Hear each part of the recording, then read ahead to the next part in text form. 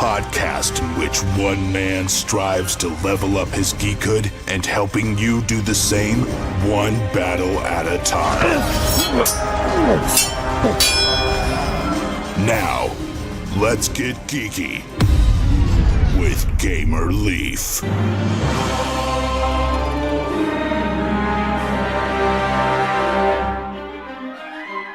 Election night is a battle for critical electoral votes in a gripping race for the presidency. Strategically target key states to counter your opponent's progress and be quick to adapt strategy as conditions change. Lock down quick victories in small states or work for longer-term objective in larger states on your way to gaining the 270 electoral votes needed to become president of the United States. Did that sound familiar, you guys? It didn't to me neither, but this is a story of election night. Learn your way to the White House, a new game that's currently on Kickstarter, and we're lucky enough tonight to have on the creator and mastermind behind this great game, Jim. Is that correct? Is that how you fall into line with election night, Jim? That's correct. Yeah, nice to be with you. Yeah, thank you for joining us on Getting Geeky with Gamer Leaf. We really appreciate it.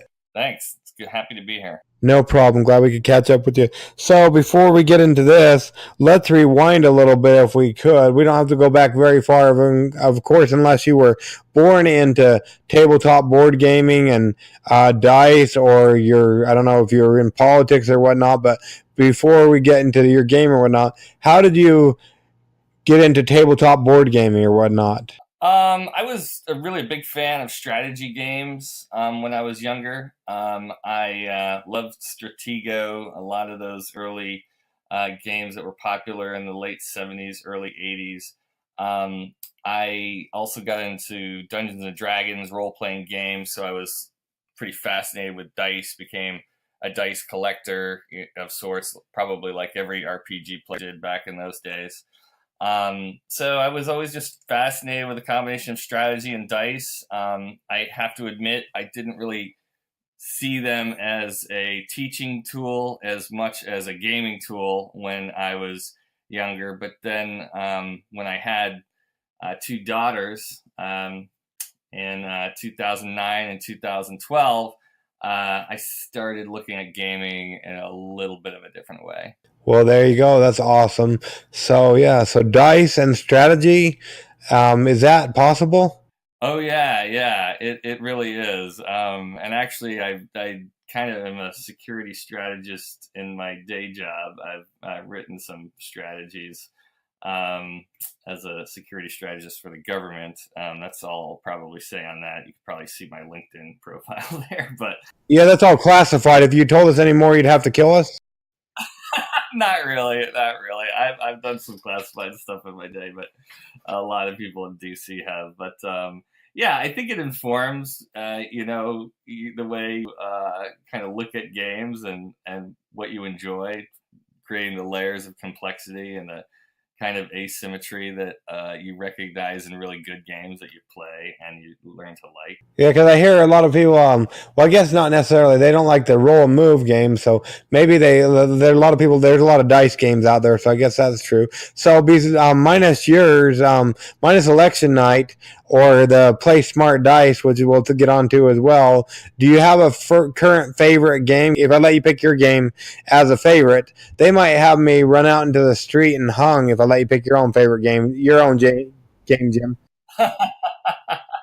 Yeah, well, I had to admit, I've got so many games that we develop and play with my kids and friends. When I kind of break from my own games, I tend to put the dice aside, and code names. I've had a lot of fun with that with the family. Some of the older members of the family that I have, in-laws. With my older daughter, we had a really fun time with Spy Alley recently. Ticket to Ride, that's always a great one. I think I actually kind of escape the dice sometimes when I've been working on it so much now for a couple of years. I think I haven't really thought about it until you asked it, but I kind of really tend to put the dice, go for process of elimination games and maybe not the games that were king numbers on dice. Okay, awesome. So yeah, so there you go. So you go for other games. So yeah, you probably get tired of rolling the dice after doing this. So the word on the street is you got a new game on Kickstarter, but maybe we can rewind a little bit before that because it's powered by Play Smart Dice, whatever that is, isn't it? Yeah, that's right. Yeah, so in 2016, I kind of created a dice system, which I actually filed a patent pending on. I was looking at the results that traditional ordinal dice, like D6, pair of D6 dice, for instance, create. 55.6% of the time when you roll a set of D6, you're going to get one of those faces. At least one of those faces is going to have a 1 or a 2 on them, and that's fine as a tool of random probability, but it's not that great when you're trying to beef up a dice game with math. So, most people tend to use dice pools, but they use, if they want to emphasize math and then change the rules to game to incorporate harder number combinations. I thought might be a good idea that after considering what might be good for my daughters is just re-engineering the dice to emphasize numbers that you really wanted to emphasize, and whether it was addition, multiplication, or whatever math operation. And so you kind of eliminate the ones and the twos. In a base 10 math system or number system, tens and 11s are kind of easy to operate with too. Kids can learn to manipulate nines and threes maybe easier, so I kind of de-emphasize those in my dice system, or emphasize them as you would want to with the dice. So I got an old Kickstarter ad that I kind of explain my thoughts and my logic behind the base dice set that I produced. And then I'm producing another line of dice that don't have the fives in them. And that's they have the numbers 3, 4, 8, 9. And those are for games that emphasize multiplication, because in multiplication, the 5 becomes a pretty easy operation for kids. And, you want to emphasize the products that they want to, that they have a harder time learning. So in emphasizing the dice or whatnot, the numbers on the dice, do those numbers show up more, or just the ones you want to de-emphasize just don't show up? For instance, if you use the dice pool game with my 4 dice, I have a set of what I call the mean 11 dice. The mean number that those 2 dice are going to create, it's going to be 11 instead of like on a normal set of 6-sided dice, which would be 7. So I just move the probability distribution up a little bit. And then on the mean 13 dice, which is 4 through 9, if you use those dice with the mean 11 dice, effectively you only have, out of 4 dice, you only have 2 of the dice have 9s and 2 of the dice have 3s, but all of the dice have numbers 4, 5, 6, 7, 8. So that's how you kind of are able to de-emphasize 9s and 3s if you wanted to. But you could isolate those numbers too if you just wanted to use, if a kid was having a harder time with 3s or 9s, you could play with the mean 11 or the mean 13 set. And we've got games that in our base dice pack that you can kind of, if you're really working with a kid, you kind of know what combinations of dice to use. Okay, so they're all D6s, if I'm understanding correctly, but they have different numbers on them? Well, I don't. I actually use mine. I use D12s. I just repeat the numbers twice because I like. Oh, okay. There you go. Yeah, I like I just like the way they roll better. Cubes don't roll so well. A good friend of mine, Matt Fleming, double 6 dice.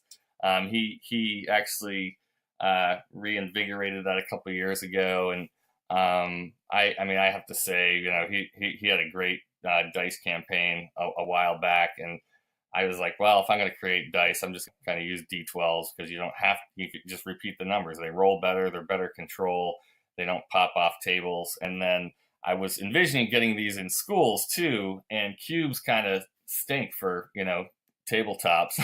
So, bouncing around a lot. So I created 25 millimeter highly compressed urea. They kind of really just kind of roll out of your hand, and they have a beautiful face where the numbers are really clear for math operations. So I tested a lot of different things there. The faces are really clean, the numbers are really good, and the dice really kind of just have a lot of control. Oh, that's awesome. That's awesome. So, yeah, pretty cool. So, a D12, yeah, those are a lot. I like how those look better than, I like the other ones, how they look better than the D6s for sure. And it's, I think when you look at D6s too, and just dice in general, our concept of having an ordinal dice is really probably based on thousands of years ago. Gamblers or gamers, they just wanted to approximate probability, and the cube was the easiest thing to, cut out of a block of wood, probably.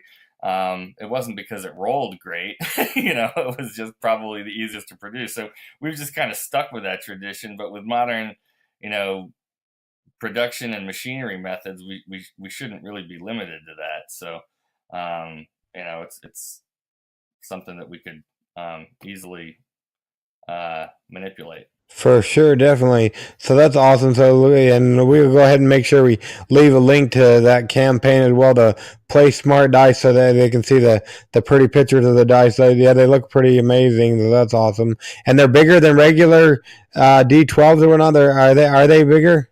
Yeah, they're 25 millimeter. They're pretty good. Like second or third grader, when they're rolling that pool, it's something they're really holding on to. But when you're teaching math flash recognition with numbers, you want a big clear face, and I found that that 25 millimeter tests really well, and the kids really love it.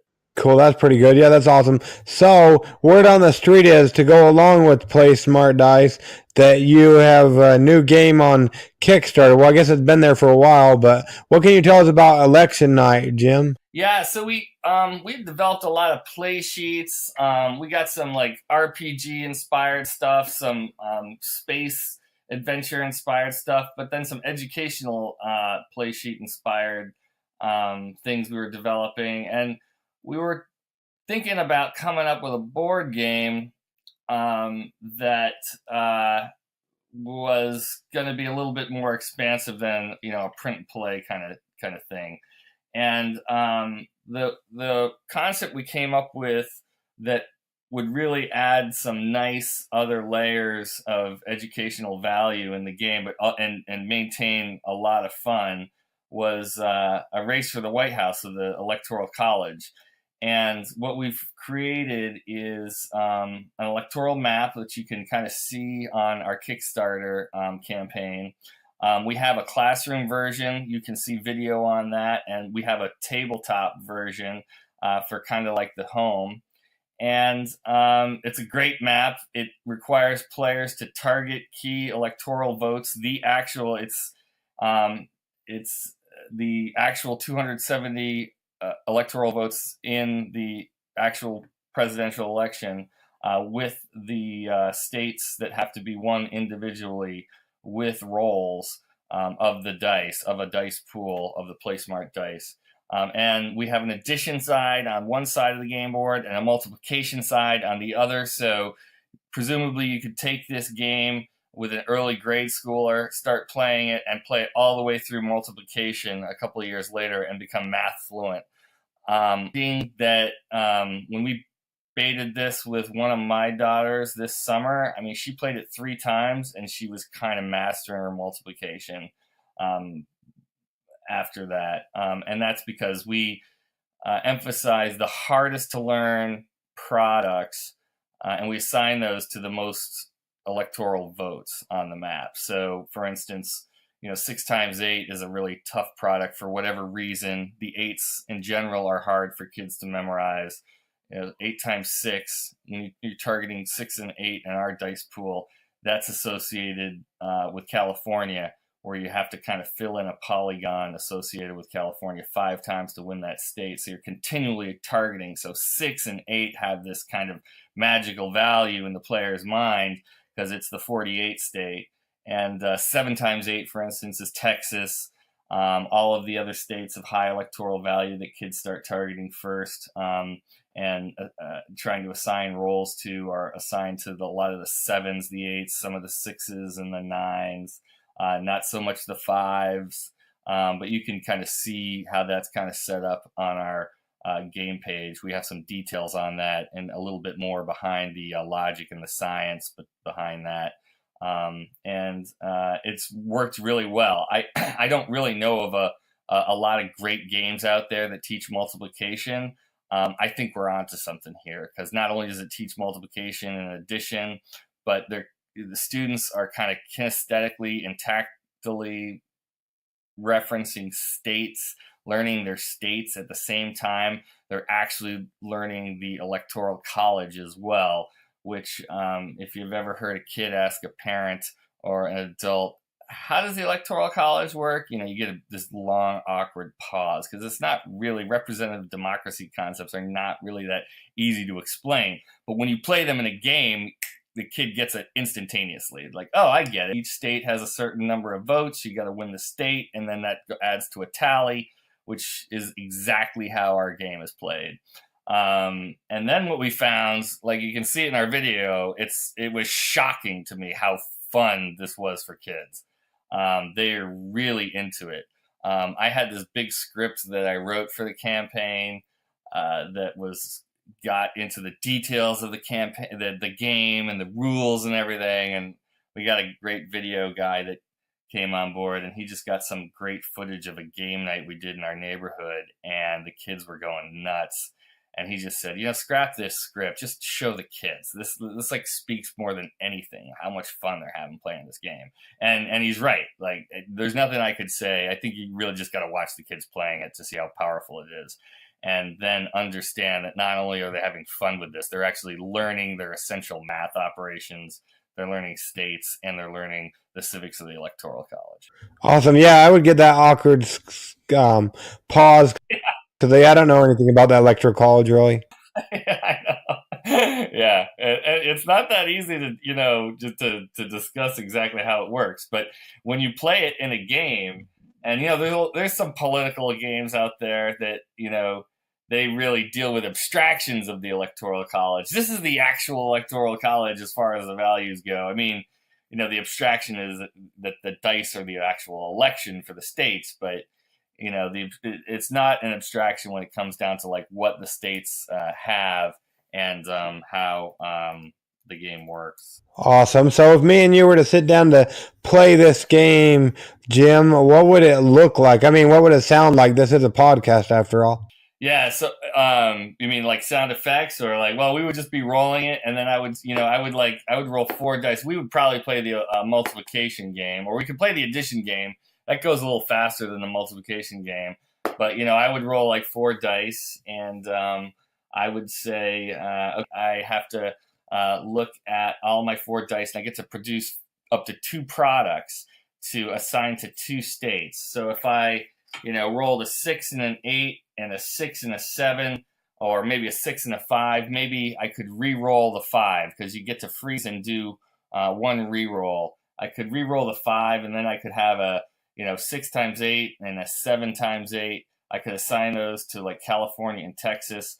But you are able to manipulate your pool to create any combinations, so that the players that play it are actually doing multiple math calculations in their head and indexing them towards electoral groups very quickly. They really get to understand pretty quickly what states they want to target, what states they got to get, because we have them indexed where the states in each group that have the most electoral group are at the top. So it's like California, Texas, New York, Florida, Illinois, Pennsylvania, and so on, and then Ohio. And then the lesser states of electoral value, anyway, become later in the game. But the beautiful thing is they can't really blow off the lesser states, because you can win a lot of big states, but you still got to get 270 to win the White House. So then they got to go hunt and peck other places like the, Maine and Mississippi and, Oregon and Utah, all of these places. They got to try to amass enough with the numbers that they have, manipulate the numbers they have to see how many votes, how much utility value they can get in each roll. So how's that work? Like if we sat down and did this and you rolled and ended up getting enough numbers to cover Texas and California, do you automatically get all the electrical votes in the electrical college there? No, so on any one turn, it can't happen that quick. So like California and Texas, they have a 9-sided polygon that's divided up like a pie. So if I, for each 6 times 8 I roll, I can assign 1 to a slice of California. I got to get the majority of that polygon, fill it in on the state with the marker.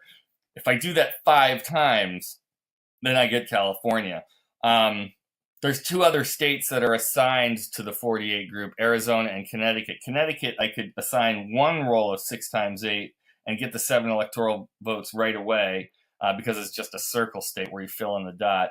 Arizona is what we call a triangle state. You have to get 2 out of 3 slices of the angles on the triangle to win Arizona. And you can see in the video what I'm talking about with the polygons on the Kickstarter page. As soon as you get the majority of the area of the polygon, then you're allowed to tally up the associated electoral votes of that state. So it's good because they have to keep targeting those combinations and then re-rolling them to make sure that they get the states. If I don't get the majority of the state, but I still have some points in there, will that go towards my 270 if I win in other areas, or how's that work? No, it doesn't. So you lose. So if I, if I have like 3 slices of the 5 I need for California, and you have 4, but then it comes my turn, and then I get a 6 and an 8 and a 6 and an 8. I can take 2 48s and assign that to California and just beat you right out for it. So a lot of the players, you have to figure out the utility value. Like, you might give up on California, but then you might start targeting another state, or you might not want to fight in a pentagon state, what I call like Illinois, where you have to get 3 rolls of 64, 8 times 8. If some in there already, you might want to use your products a little differently on another state. So it starts teaching the players probability and likelihood of, making a comeback in a state you might be behind in, or the importance of trying to assign numbers really big to one state to really target it first, to see if you can get ahead and a lead ahead of someone that might be difficult to overcome. Okay, awesome. So yeah, that looks pretty cool. So if somebody decides they want to go ahead and either back this to play at home with their kids or in their classroom, I guess, what's that going to put them back? So the base game that has the double-sided board for the home edition is we have a level right now at $35 on our Kickstarter. So hopefully we haven't released any stretch goals yet. I'm not a believer that I think it's a little it's not too humble to put a bunch of stretch goals in there when you haven't met your goal. I know a lot of people do it, but I don't feel like I should do that. So we'll probably have some bonuses for that $35 level for the game, like some extra set of dice or something like that. We'd like to be able to do that at the end of the game. The classroom versions, they get a little bit more pricey because you got to have wall boards, which you can see in our video are like 4 times the size of the game board. They hang them up on the wall. The classrooms get 2 home game version boards for strategy for the teams that are playing against each other in a classroom setting. They get a bunch of extra sets of dice. And they get enough to play for about 2 classrooms of people. That level, when you're talking about that level, you're really talking about $150.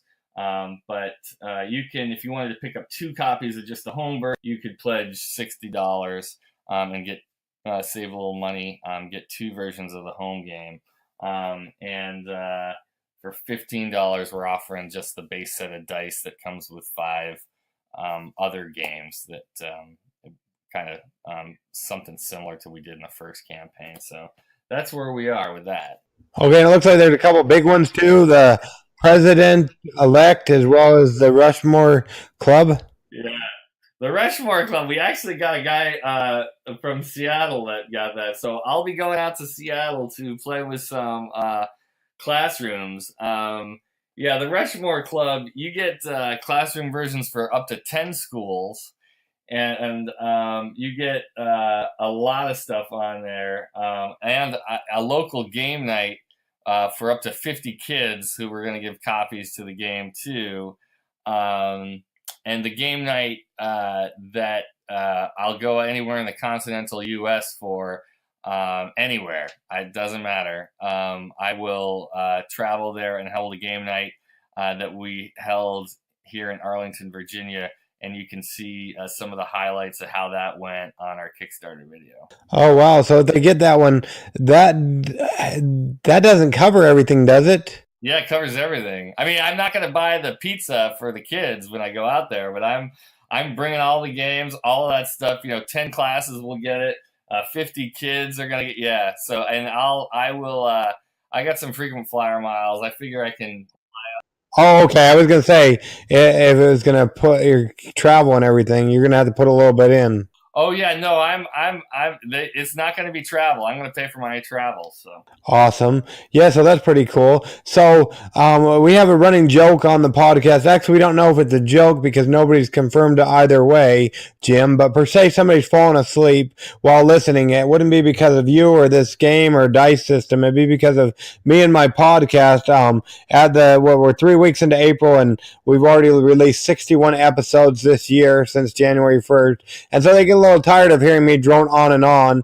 But now they're suddenly jolted awake, so they don't hit that oncoming traffic. Why? And so you have their full attention now, Jim. Why should they take a chance on election night, learn your way to the White House, especially with all the other great games on Kickstarter currently? I think if you want to play a game with a kid that's going to be valuable for them over the course of a lifetime, I've tutored SATs and ACTs for over a decade, and I see still kids using their fingers that aren't fluent in math facts. This game is the funnest way that I know of to learn your math facts, and you actually learn geography of the United States and the Electoral College. 3 things that kids can learn in 3rd grade that probably most of the adults in our country have not mastered. And so they'll be set for life, and they'll be set for the night with fun because it's a really fun game as well. There you go. There you go. And are you on any other podcast, Jim, talking about this? Not scheduled right now, but I do have a few. We're going to plan on that. I have a few requests out, and we're just working the schedule that we'll see. I've been really kind of surprised at some of the game schooler movement that has been reaching out to me. Some homeschoolers are really that. Homeschoolers and game schoolers, there's a game schooling movement that they really like this game. What is that? What's a game schooler movement? What does that mean? It's, I think it's largely, if I had the, of course I don't want to misspeak here, but it's largely, I think, home educators or people are just educating in the home who are really just trying to use games to teach curriculum a lot more because they understand the power of games. And so they're looking for games to have kind of traditional educational content. I mean, I think people have understood for a long time that games really help the brain development and help analysis, help cognitive function, help a lot of probably stuff. But there's also just some content that, you can really learn from games. And of course, the trivia games and, are really good for content. But to the degree that you can work in other subjects and other things that kids are supposed to know or should know, for instance, in this game, that are typically harder to learn. And they're not really actually that hard to learn. It's just that kids don't really know them. I mean, I don't think most kids can probably pick out every state. They have a hard time, along with many adults, explaining the Electoral College and being truly fluent, flash recognizing all your sums and products to where you will the level of math that you need to be at to have higher levels of achievement, and not just math but science and other subjects, is probably not to the level that we should have in this country. Well, there you go. Yeah. So, and it looks like if I, depending on when I release this episode and when the other you're able to get on the other podcast, you heard it here first on Getting Geeky with Game Relief about election night. Learn your way to the White House. That's right. Well, hey, thanks a lot for having me. It's been a pleasure. And yeah, if anyone wants to reach out, we have playsmartdice.com is our website. But we will be live on Kickstarter until about May 18th, I think. So please get the word out and watch our video, learn a little bit more about it. And thanks for having me tonight. Yeah, no problem. I was going to ask you why because it looks like, was this about a 60-day campaign? It was, yeah. And I decided to go with 60 days because what we've really been finding is that the more, when you math and you talk about an electoral college game, and some people are a little their expectation kind of drops a little bit, but we figured that we needed to have a lot of local events to get people excited about it. And that's why in the video, you can see kind of our strategy. We figured if we had a longer campaign, we'd be able to have more events. And one of the, for people who are in the local DC area, we will be at the 28th to celebrate International Tabletop Day. Kathleen Donahue, the owner of Labyrinth Games, kind of a local gaming landmark in the Washington D.C. region. We're going to have a demo table there, and we're going to have our prototypes of election night there, and we'll be playing with the kids. That's why we haven't been able to send a lot of prototypes out, because we've been doing school events, charity auctions, and we're doing some game store events in the local area, because when people start playing this game, they kind of get it. All the explaining we can do is, with the subject matter, they kind of temper their expectations, but when they start playing it, they become true believers. Well, there you go. Have you seen an increase in backers after an event, or how's that go? Yeah, no, it has. You'll see that. You can probably tell by our campaign if you see it pop up a couple. Yes, we've had like 3 events, and we had the big surges right after those events, and we have a lot of big backers too. Like, there's some backers coming in here for over $150. They're 50 when they see it, they kind of want it for their school, or they want to buy it for their kids' school. So if anyone's in the local area or the DC area on the 28th, stop by. And anyone on the other area, I mean, if I could work it with my schedule and somehow I can get out and you want to do an event, I could help people do an event with kids. Just send me an email, jim@playsmartdice.com, and hey, we can talk. Maybe we can make it work. Well, there you go. Cool. Now, yeah, so that's awesome. Now, I know we don't want to keep you all night, but do you have a quick second to talk about an app? I don't know if you listened to some of the podcasts, but the next portion is called Adventures in Application Acquisition, where we talk about an app, be it for a cell phone, a tablet, a computer, or a video game. It doesn't even necessarily have to do with tabletop board gaming or the electrical college or anything like that. Is there an app you use a lot of we can talk about for a moment, Jim? Yeah, so let's see.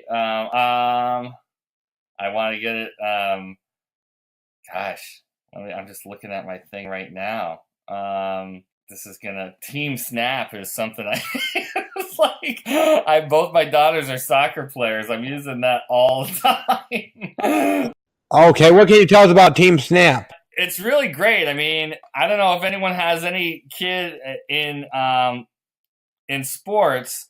My girls play soccer, and you can just communicate with all their parents. So it almost gives you real-time situational awareness of rainouts, coach is going to be late to practice, carpools, everyone's busy schedule. It just kind of unifies everyone on their smartphones around, this huge challenge of getting all of our kids, right after work or after school, to one field or a game, or when we got changing conditions with rain and teams showing up, not showing up. It's just a great app.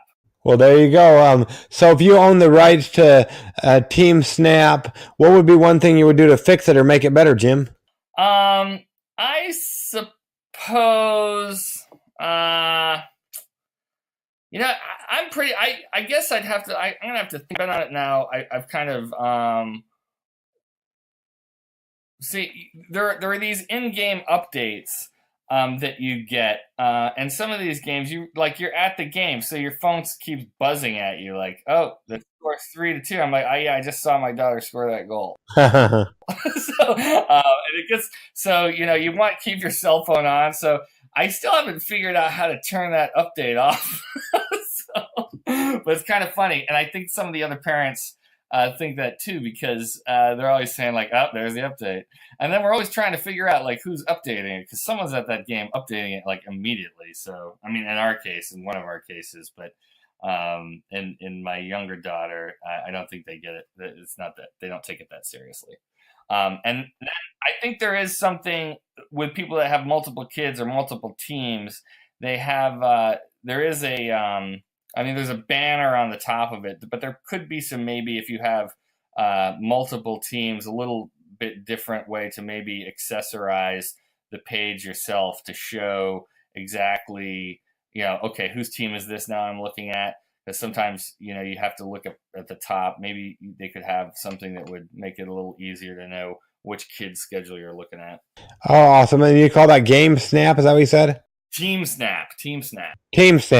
Okay, so yeah, so if you're listening, we try to make a green podcast, Jim. So if anybody who has anything to do with the creation or updating of the Team Snap is ever listening, you heard it here first on Getting Geeky with Game Relief, what Jim would do to make that a better app. Yep, and I'm sure someone might say that I could probably fix those issues with the thing, but I just haven't figured it out. But we'll see. But I like it. I'd hate to be critical of that, because it's a great app. A lot of people I know that uses it loves it. Well, for sure. Or if anybody, if any of Jim's friends or anybody on the, any of the other parents are listening, and you want to show Jim how he doesn't have to always get the updates after his daughter scores a goal because he's already seen it, go ahead and show him how to update his phone too, if you don't mind. That's right. Yep, that's about it. There you go. Well, we don't want to keep you all night, Jim, but we really appreciate you coming on Getting Geeky with Game Relief to talk about election night, the game. And like you said, for international tabletop game, if they're in the D.C. area, they can go ahead and swing it again. Yeah, that's next weekend, and it will start at 9:00. I'll have a full demo table. There'll also be other game creators there too, like North Star Games, Wits and Wagers folks. Their creators are going to be there. There's going to be some other game creators there as well. So. Okay, so awesome, and we'll leave a link in the show notes and whatnot. And yeah, but we don't want to keep you all night, but we really appreciate it, Jim. All right, thanks a lot. Appreciate it. Take care. No problem. You too. It's time for Kickstarter Corner.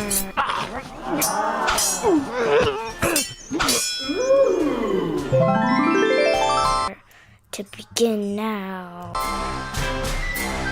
Hi guys, as you heard in the song, we're going to do Kickstarter Corner. So you're going to have to sign up in the mailing account so you can get updates like the big contest on Thursday. That's in GameReliefGo.com. And I have a special episode coming up soon. In 2 months, 2.5 months. And 12 days. Interesting. What? So tell us about, and yeah, we're going to be giving stuff away. So let's see, that's pretty cool. Oh, and the special episode is my birthday episode. Hey, I thought she wasn't going to tell you guys. So we're going to talk about tons of games, and one of them ends on the last day of the April. I'm going to sing you guys a song. On the first day of April, my true love gave to me one dancing cyclical. On the second day of April, my true love gave to me 2 dancing flowers and a golden sardine. On the third day of Halloween, my mommy gave to me. Okay, now we're going to talk about it.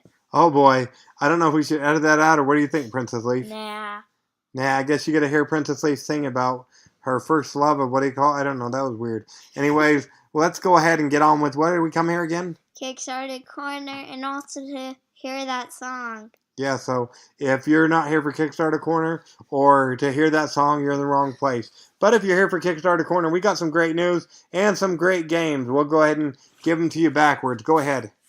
We have GA 100 in history. Wait.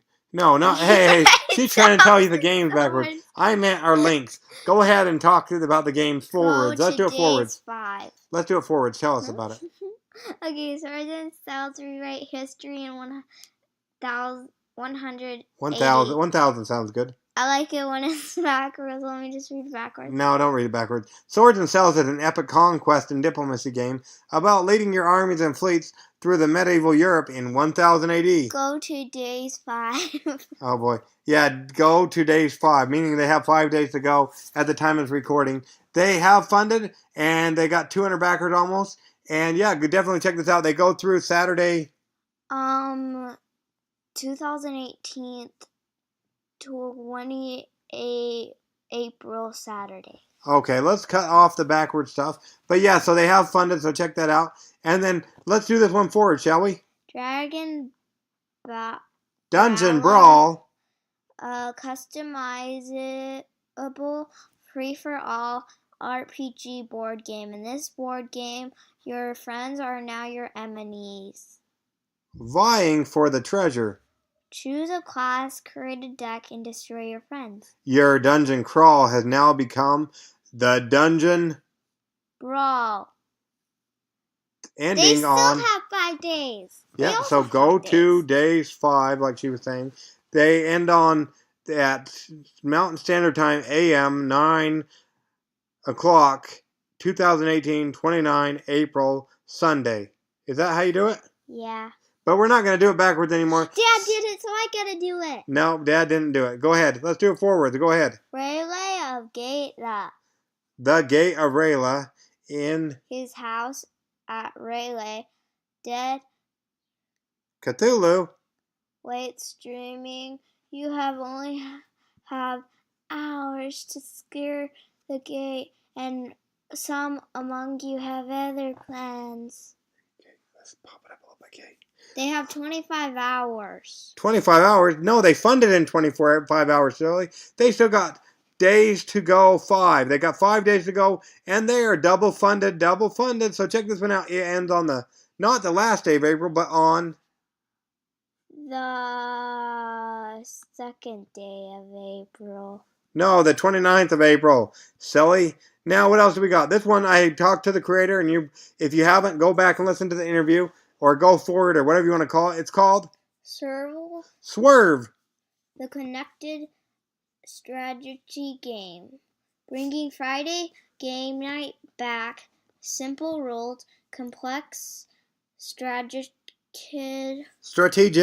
gameplay, zigzag your way to victory. The new classical game, family game. I hope they make it. They have 19 days to go, and they go through. I think they said it wrong, because a classical is old, not new. But this looks like one of the old war games, so yeah. But they go through when? May 13th. Yeah, definitely check this one out. If they don't make it, I hope they relaunch. Next, we just reviewed this one. Well, me and Barbarian Leaf, but tell us about it. Arena, the contest. Tabletop miniatures board games.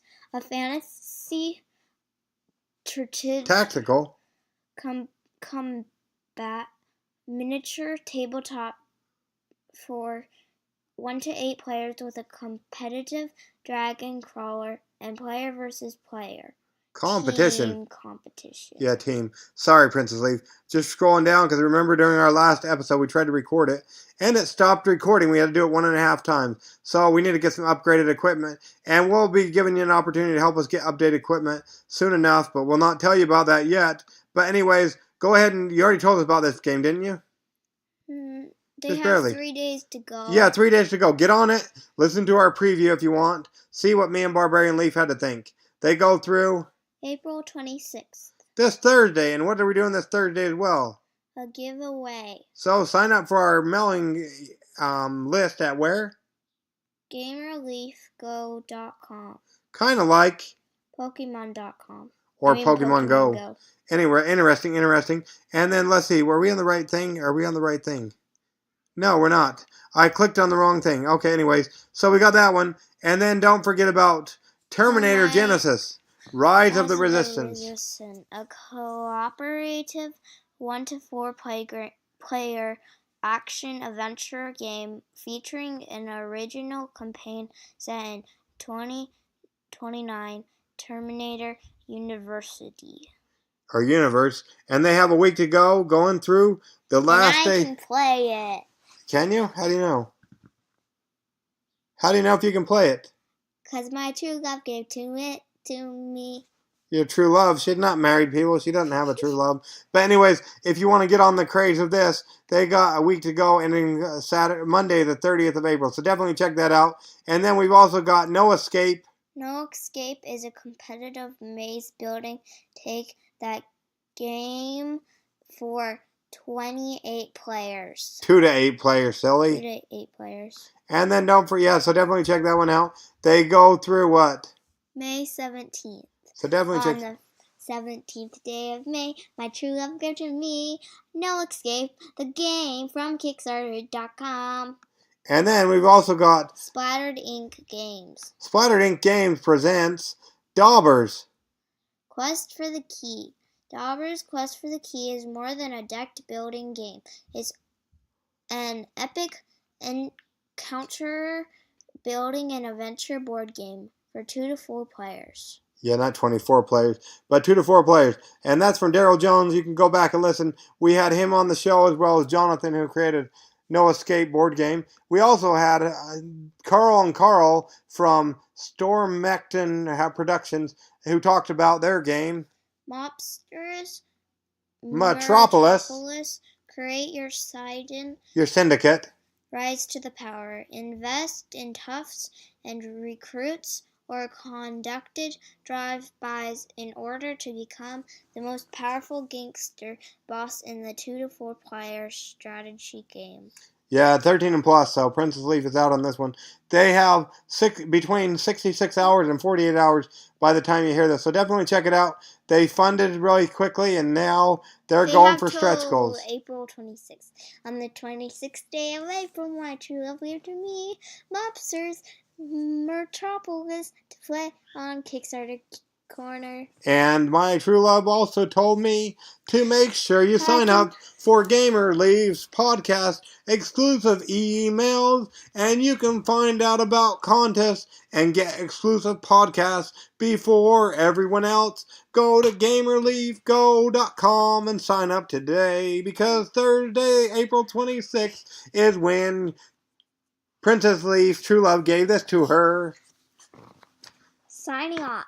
Gamer Leaf out, and we'll catch you all on the flip side. Say geeky, get geeky, and bring others to the geek fold. Gamer Leaf out. And Princess Leaf out also.